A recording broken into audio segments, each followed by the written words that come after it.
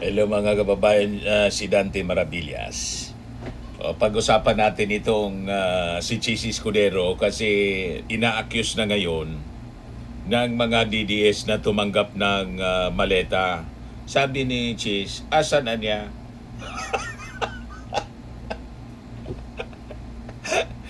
O di ba, mga kababayan?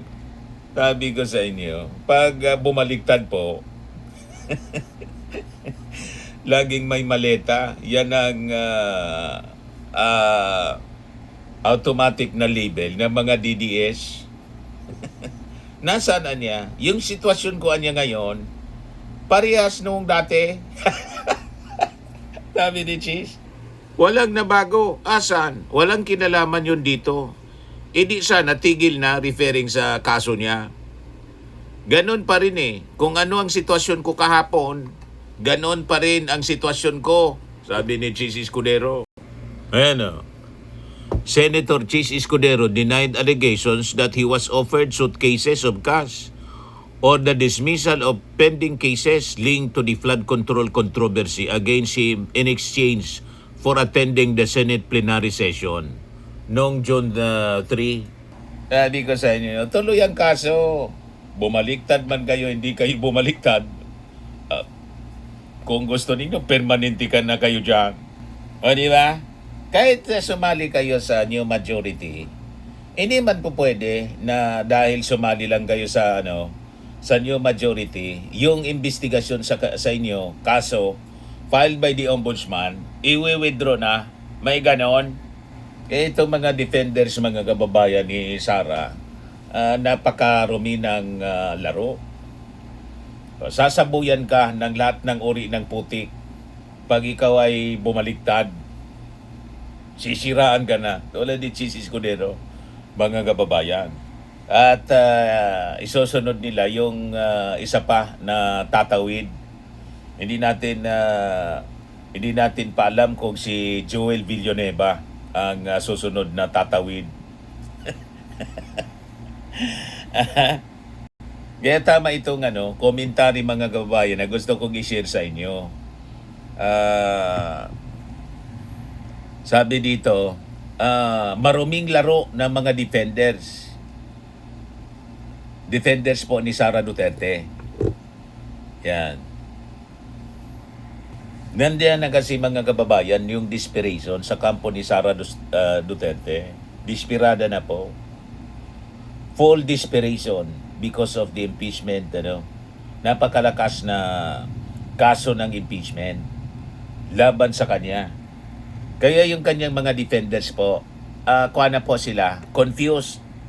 Kaya tama itong sinare sa atin na observation po ng isang netizen. Sabi dito, sa tuwing may mga nagsasalitang DDS para ipagtanggol si Sara, lalo lang siyang nawawalan ng suporta.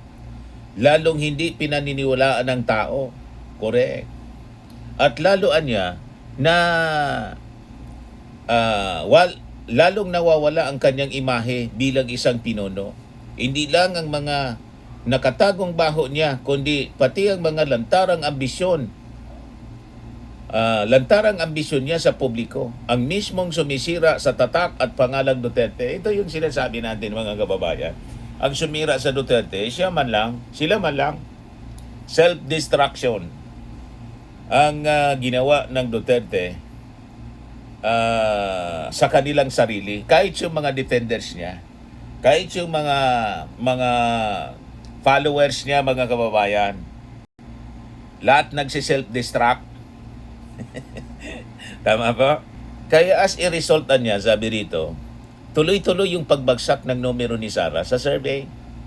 Ito po, sabi dito, ang tuloy-tuloy na pagbagsak ng ratings ni Sara base sa pinakauling social weather station na nilabas nitong May 30, 2026 na natiling nakapako sa positive 29, moderate ang kanyang net satisfaction rating.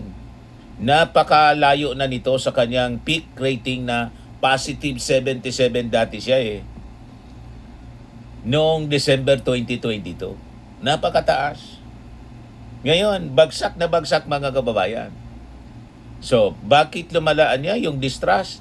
Sa pagsusuri ng Pulse Asia naman, Pulse Asia Survey, lumalabas na ang pangunahing dahilan ng kawalan ng tiwala ng ating mga mamamayang Filipino kay Sara ay yung issue po ng korupsyon. Yan o. Umabot sa 59.4% sa mga na-survey, Class ABC at 60.3% sa Class E ang wala ng tiwala, mga kababayan, kay Sara Duterte. So palubog ng palubog, mga kababayan, yung pagkatao ni Sara. Nilubog niya mismo. Ngayon, doon naman, mga kababayan, sa middle and upper class, sabi dito, bukod sa korupsyon, ang ikalawang dahilan ng distrust ng mga mamamayan sa kanya ay yung hayagang pakikipag-away at pagbabanta sa mga opisyal ng gobyerno, yung pagbabanta sa ating Pangulong Bongbong Marcos. Yun nakaapekto sa kanya. Yung Class ABC, mga kababayan, sabi dito sa result ng survey, 24.2%. Then 20.9% yung distrust sa kanya. Sa Class D, dahil sa pagbabanta sa ating Pangulong Bongbong Marcos. Ngayon, sabi dito ng isang netizen, mga kababayan, na nag-share nitong observation niya, si Harry Roque, na isang defender ni Sara Duterte, ay imbis makatulong, lalong napapasama. Pugante. Ang warrant of arrest at human trafficking ni Harry Roque, trafficking case. Si Harry Roque ay opisyal na positive at may warrant of arrest na inisyu ng korte sa Angeles City, Pampanga para sa kasong qualified human trafficking. Ito ay may kaugnayan sa kanyang pagkakasangkot sa illegal na pugo na Lucky South 99 sa Porac.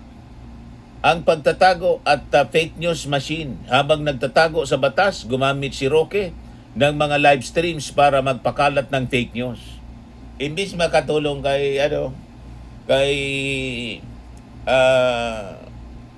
Sara Duterte, lalo itong nag-pull down sa kanya kasi imagine yung defender mo, pugante. Di ba? Dagdagan pa ni Mike Defensor, ganon din na may patong-patong din na kaso. Sabi dito, si Mike Defensor, the bribery strategies, ang pagpondo sa 18 Marines, ayon sa formal na investigasyon ng NBI, sa pamumuno ni Direktor Melvin Matibag, si Mike Defensor ang itinuturong utak na nagbayad di umano ng tig 5 milyong piso sa 18 peke na mga ex-Marines. Binayaran sila para gumawa ng gawa-gawang kwento sa Blue Ribbon Committee o pag-idawit si Representative Saldico at sirain ang House Prosecution Panel. Sugpen at ang Bahay Aliwan Connections, opisyal nang isinumpena ng NBI itong si Defensor nitong Hunyo 4 upang humarap sa investigasyon. Ngayong Hunyo 10, nabisto rin sa mga ulat na ang mga pagpupulong at pagluluto ng script kasama ang mga peking testigo ay ginanap sa mga bahay aliwan o mga pribadong safe house na kanyang pinapatakbo na nagbunsod ng patong-patong na kasong cyber libel at perjury laban sa kanilang kampo. So ito yung mga uri ng tao na defender ni Sara. Paano hindi bumagsak, mga kababayan, yung kanyang ratings na associated siya doon sa mga personalities na naharap sa pare-pareha sila. Naharap sa patong-patong na kaso. Ito pa si Jimmy Bondoc Anya, the Constitutional Misinformation King. Gumawa ng malaking ingay si Atty. Jimmy Bondoc sa kanyang social media post kung saan sinabi niyang ginagamitan daw ng PR teams ang publiko upang ibaba ang denominator ng Senado mula sa 24 to 18 members para raw 12 votes na lang ang kailangan para makonvict si VP Sara sa impeachment. Ang sampal ng saligang batas, ang argumentong ito ay tinawag ng isang malaking katangahan at plot theory ng mga legal experts dahil ang Article 11 niya, Section 3, Paragraph 6 ng 1987 Constitution ay malinaw na gumagamit ng terminong 2/3 of all the members of the Senate. Dahil may 24 na upuan ang Senado, ang denominator ay nananatiling 24 at ang kailangang boto para sa conviction ay hindi kailanman bababa sa 16 na boto nang walang nagaganap na charter change. So plap, yung mga argumento ng kanyang mga kakampi, puro sablay. You see, isama pa natin, sabi dito, mga kababayan ng nag-share nitong commentary, si Panelo na tinawag na the real talk accidental destroyer. Bakit? Sabi dito, ang resibo ng SALN kontra kay Sara sa kanyang pagtatanggol kay BP hinggil sa nakatagong yaman at mga bank accounts sa ilalim ng ibang pangalan. Sinabi ni Panelo na hindi na kailangan tingnan ang ibang records dahil nag-declare naman siya ng assets sa SALN, sa kanyang SALN. Ang pahayag na ito ay nag-backfire dahil lalo nitong pinapaalalahanan ang publiko na ang ideklara ang yaman ay obligasyon sa batas. Ngunit hindi nito sinasagot ang tanong kung saan galing ang bilyon-bilyon pisong confidential funds na mabilis niyang naubos. O di ba? Lumalabas nilalaglag ni Panelo si Sara Duterte sa kanyang mga reactions. Hindi nag-iisip mga kababayan Banat lang ng banat. Kaya sabi ng nag-share nito, ang mga tagapagtanggulan niya ni Sara Duterte ay hindi nakakatulong, sa halip sila nagiging mitsa ng kanyang political na pagbagsak. Ang bawat salita mula sa isang pugante, tulad ni Rocky po, isang alleged briber, tulad po ni Mike Defensor, isang sablay na abogado, tulad ni Jimmy Bundok, at ang mga paliwanag ni Panelo ay lalong nagpapatunay sa mayorya ng mga Pilipino na ang pamilya Duterte ay unti-unti nang nawawalan ng kontrol at kredibilidad. Correct. Ganun po. Wala sila, confused, rattled na sila mga kababayan.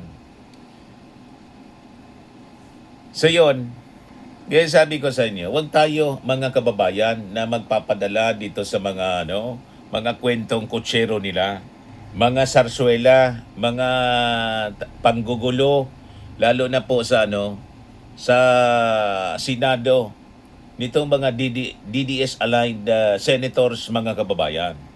Malinaw po ang kanilang motibo. Ano niya, Mr. Maravillas? Yung dating sinasabi natin, gusto nilang guliin po yung proseso ng impeachment trial laban kay Sara Duterte. Ang kanilang ginagawa, tahasan pong obstruction of justice Di ba? So ito pong panggugulo ng DDS-aligned senators na upong mga senator judges po. Hindi po siya patunay ng kawalan ng kasalanan ni Sara Duterte, kundi isa po siyang despiradong pag-amin na wala po sila kasing legal na argumento para itago po yung kanyang nakadululang korupsyon based doon sa articles of impeachment na final ng prosecution panel. At ang pagdepensa nilang ito ay lalong nagpapalubog po kay Sara Duterte. Yan po ang katotohanan yan, mga kababayan.